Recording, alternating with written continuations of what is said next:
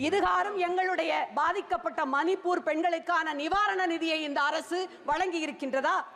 மன்ரேகா நிதியை விட்டு மணிப்பூர் பெண்களுக்கு அந்த நிவாரண உதவியை வழங்காமல் இருப்பது என்பது எப்படி இருக்கிறது தெரியுமா? படிப்பது ராமாயணம், இடிப்பது பெருமாள் கோயில் என்பது போலல்லவா இருக்கின்றது.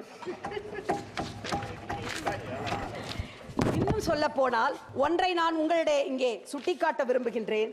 கல்வி, வேலை வாய்ப்பு, திறன் மேம்பாட்டு திறன், பெண்கள் முன்னேற்றம், இப்படி sir, I am the second speaker, just 5 minutes.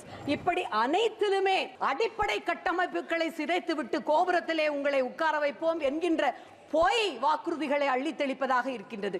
கல்வி என்று வரும்பொழுது நீங்கள் அடிப்படை கல்விக்கான இவ்வளவு கோடிகள் ஒதுக்குகிறீர்கள் என்று சொல்கின்றீர்கள். ஆனால் மேற்படிப்புக்காக நடைபெறுகின்ற நுழைவுத் தேர்வுகளிலே நடைபெறுகின்ற மோசடி, வினாத்தாள் கசிவு, இன்னும் சொல்ல போனால் உலகில் எங்குமே கேள்விப்படாத அளவிற்கு கிரேஸ் மார்க்